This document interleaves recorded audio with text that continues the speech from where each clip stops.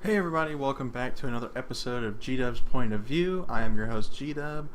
We are here for day 17 of the G1 tournament, also the A Block finals. This is the final night of A Block competition. Of course, there's really only two matches that mattered tonight, but I did watch all of them, and I watched one of the tag matches, but as far as what actually matters towards the tournament, there's only one or two of them that actually mattered, so I'll kind of go through a brief little bit of the other matches, but really talk about the two that mattered. But overall, actually, I thought the night was really good. I thought every match delivered, especially for being in such a big arena. It's so weird now to see. I jumped in at the tag match, which of course was the Bullet Club Elite tag match of the Elite and Ibushi, Owens, and Marty. But to see all those guys coming out in Budokan, and I mean, it's so cool to see, and for such a venue they haven't run in 15 years, and just the actual the environment that they were in was insane. But yeah, the first match I watched actually was that tag match, which of course is a 5-minute tag match, and they don't touch each other at all. There's no physical contact made, which I thought was really a cool way to do it. And then of course, the Tongans come out and attack all of them. So it ends in a no contest. But I thought that was a really interesting way to do it, because at the very end, Kota's in, and then Kenny gets tagged in, and the crowd starts losing their mind, and then the Tongans come out and attack. I thought that was such a smart way to do it, and save everything for tonight, or for tomorrow's singles match. It's just a great way to do it.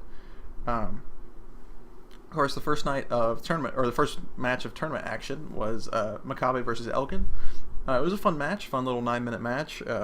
They had a really hard start. They were just going after each other real quick. Elgin had some of the most blistering chops I've ever heard, though. I mean, that fool was getting after it. One of them, I think, I watched it with these headphones on, and one of them almost busted my eardrum. I'm not even listening to it out loud. It was that hard. I would you could probably find it somewhere just to listen to how hard he hit Makabe. But the entire match is just them having good strongman trades. They do the lariat spot where they both hit each other with big lariats, and they still stay standing and keep trading.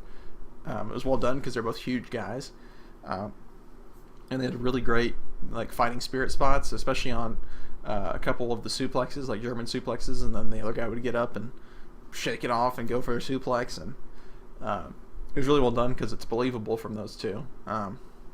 But yeah, and then the finish was good with Makabe hitting the King Kong knee drop and getting the win. Of course, both guys ended 6 points, which is really a disappointment for both of them. But there ended up being a 5-way tie for last after tonight. So just two of these guys that ended up being there. But overall, the match was fun. Nothing too major though. Second match was Yoshihashi versus Hangman Page.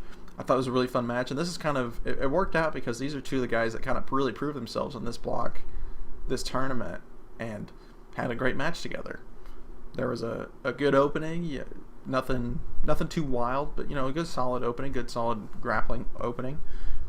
There was one point where Page is getting the crowd to clap, and he just does rapid claps, and the crowd's clapping along to him, and then he jumps off the apron and kind of calls him down, and then starts clapping again. I mean, he's just working the crowd and having a good time, and got a big old smile on his face while he's doing it. It just shows how over he is and how comfortable he is now. And he wouldn't have done that before this tournament. I don't think so at all. He's just developed so much more of a personality, and I think confidence is really the biggest thing. Of confidence, he knows he can go out there and can put on a great show.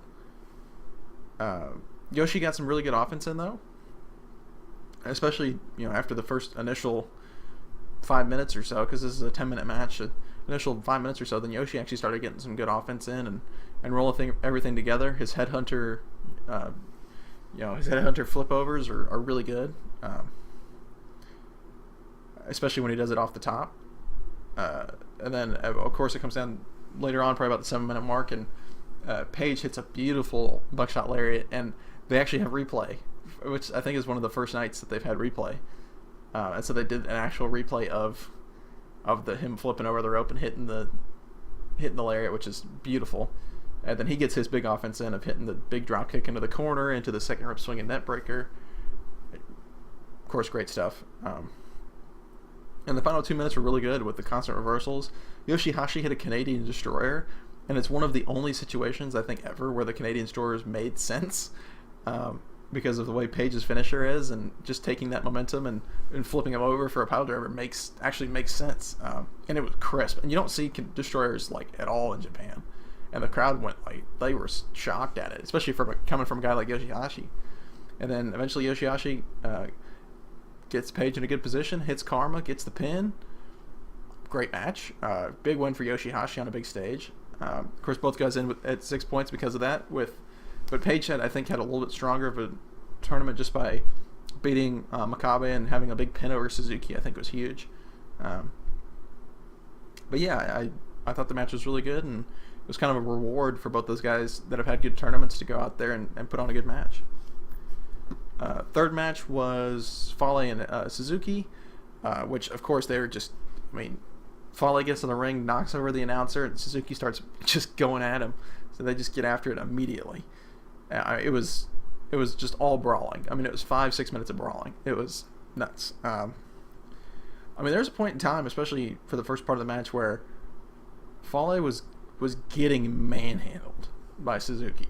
It was interesting. I don't think I'd seen Fale get manhandled like that before. It was pretty shocking, but it makes sense coming from a guy like Suzuki. But man, they just went into this match with the attitude that they just hated each other. And then of course it comes down. There's a ref bump spot.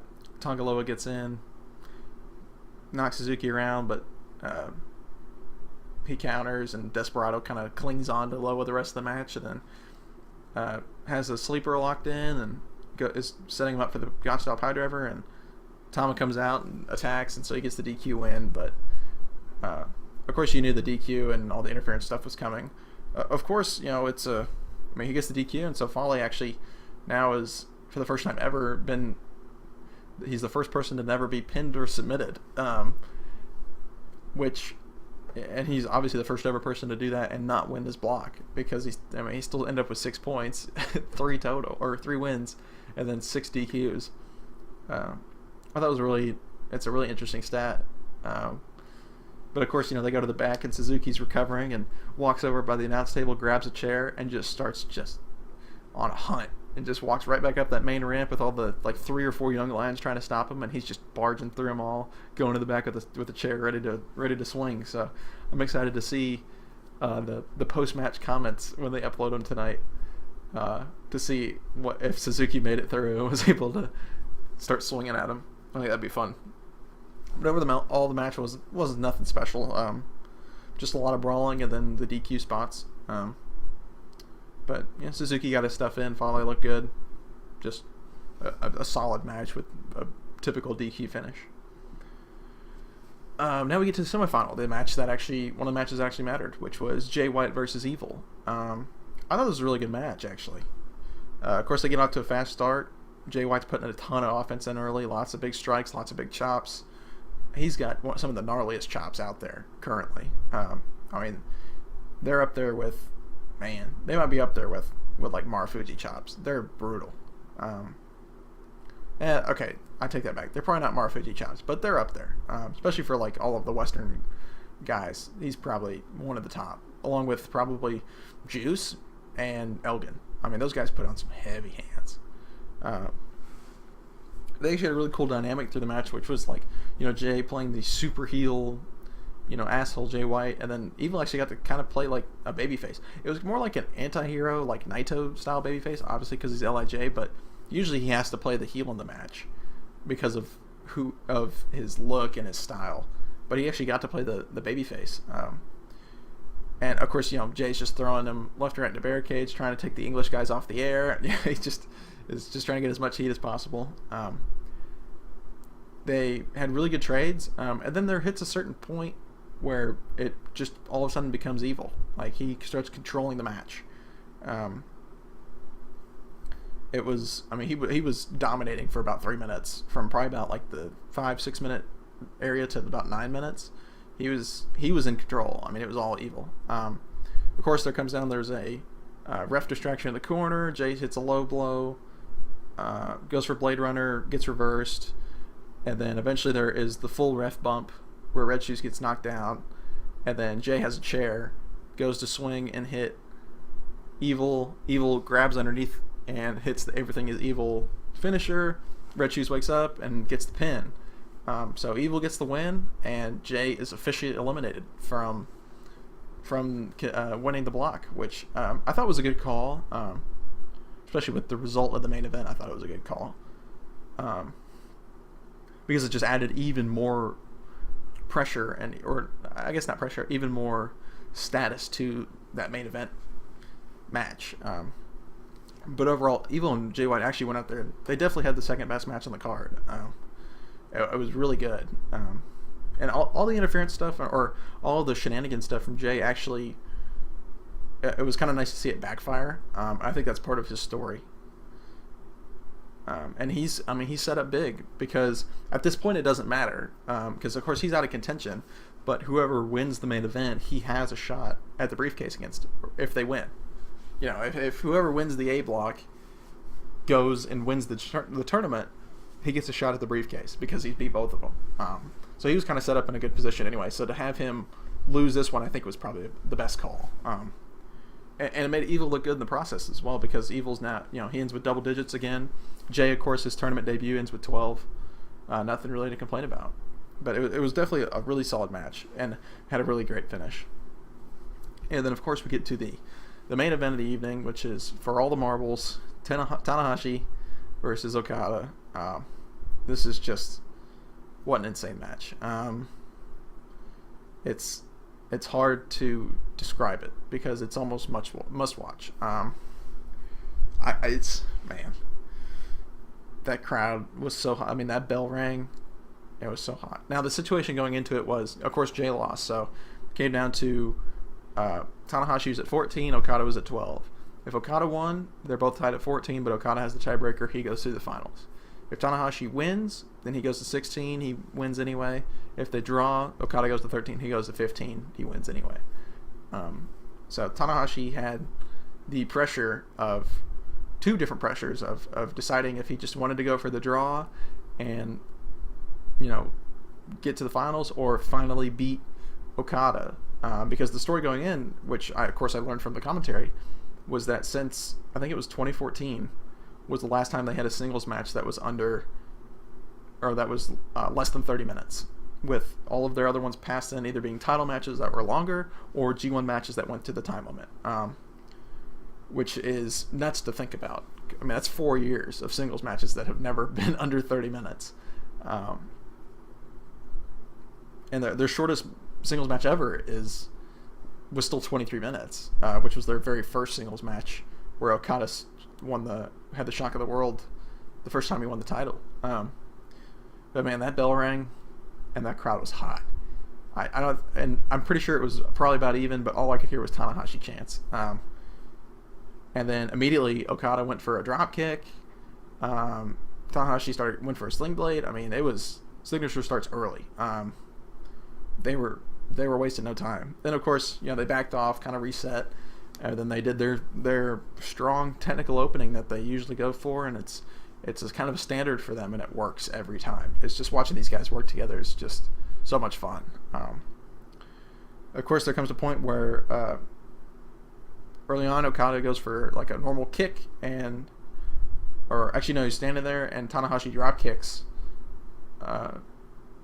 Okada right in his knee, and then hits a dragon screw on it. So clearly focusing on a leg, which, you know, of course is a great strategy if you want to extend the time on a match.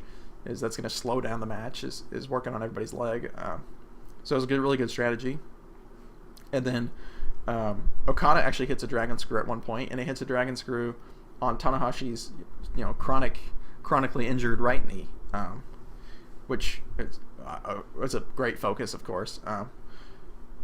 Man, it was just, I mean, so both of their legs are hurt, and just the constant grind throughout the match is just insane. It's poetic. They just, throughout the whole match, they just have beautiful callbacks. I mean, they have 6.5 years That's a long time. That's a long rivalry. They have 6.5 years worth of material to call back from, and they do. Especially their more recent stuff. They call back more to their more recent stuff. But it was pretty, just an unbelievable match. Of course, at one point, I can't even think. It was just so good. Man. But yeah, I mean, the match just goes on, and there's constant wearing down kickouts. It was just wild. The final, like, 3.5 minutes are some of the best final minutes you'll ever see in a match. Of course, it comes down to Okada finally hits his rolling Rainmaker that he kind of debuted in this tournament. It's a setup for the Rainmaker, but it's not the finish. And of course, Tanahashi doesn't block it because he hasn't seen it yet.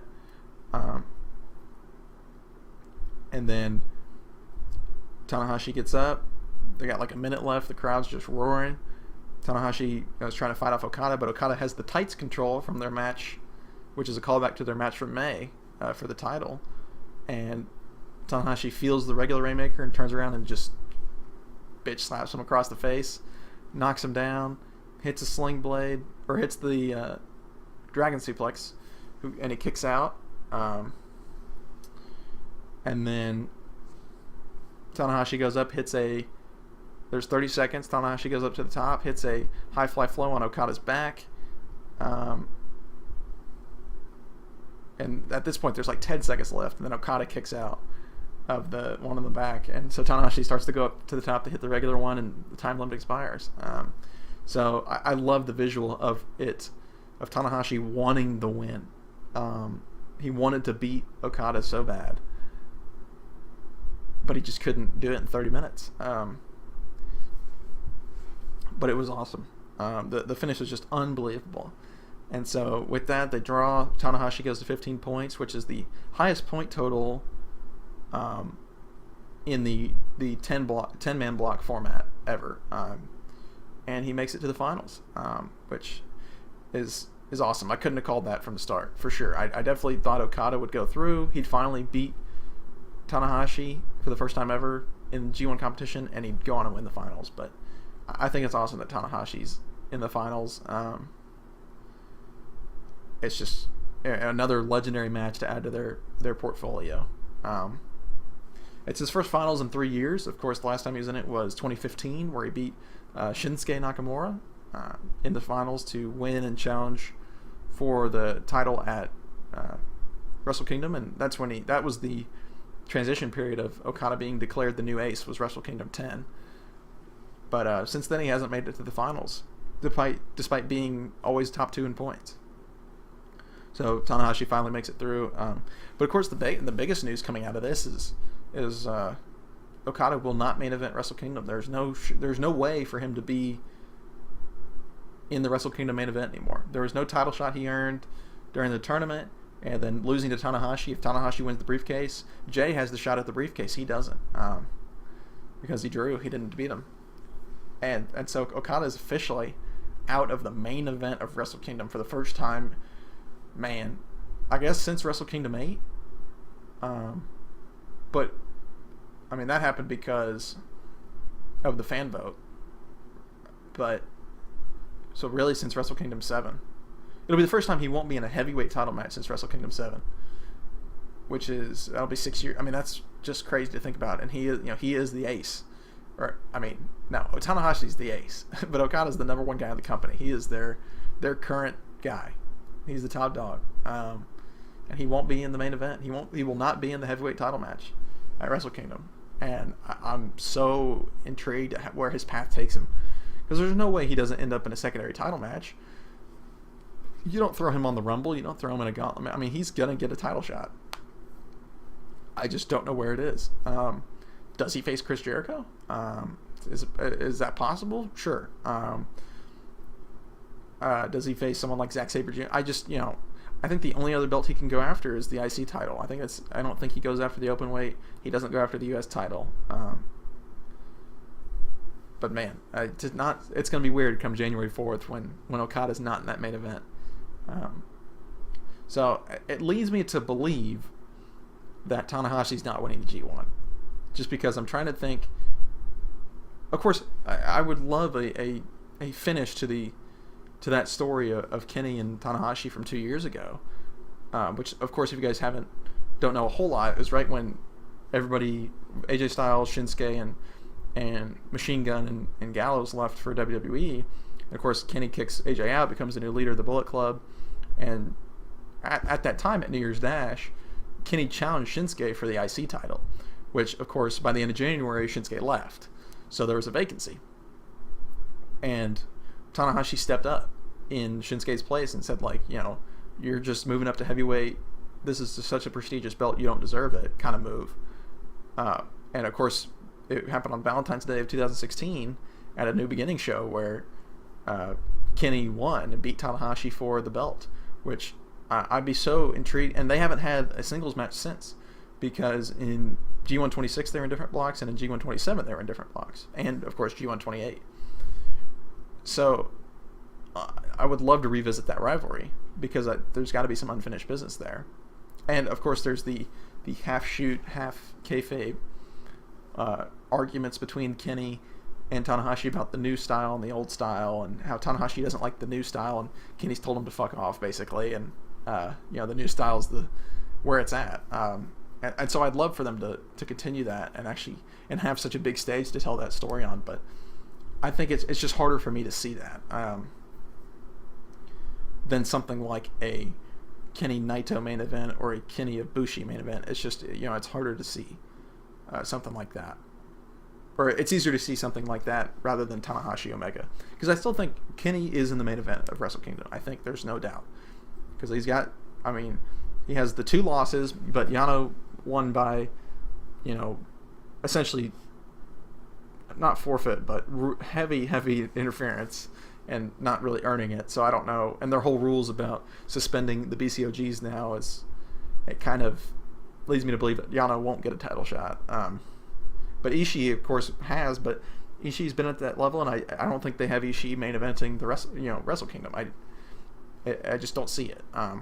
Unfortunately, because he's such a great wrestler, but for their global reach, you don't have Ishii main event. You have Kenny Omega main event. And so you have to figure out who fits better. And now there's 3 possible opponents, which is between Tanahashi, Ibushi, and Naito. Obviously, the most likely one is probably Ibushi, just from a storytelling perspective. But, of course, that means he has to, Naito has to lose tonight to Zack Sabre Jr., and then Ibushi has to win against Kenny in their singles match, and then Ibushi has to beat Tanahashi. But just to have Tanahashi in the finals, I think is great. I can't argue with it at all. And the match tonight with Okada was just unbelievable, and you owe it to yourself to go watch it. It's just so good, and just another great chapter in their story. So thank you guys if you made it to this point. This is actually probably my first video for this whole tournament that's gotten up the day of the show. So I'm very happy that I was able to get this out so quickly. But please subscribe if you want to see more. Of course, this tournament's wrapping up, and then I'll move on to covering other topics. But I'll still obviously revisit all New Japan content in the future. But again, thank you guys so much for watching, and hopefully I will see you guys either tomorrow afternoon, Saturday afternoon, or Sunday morning for my review of the B Block Finals.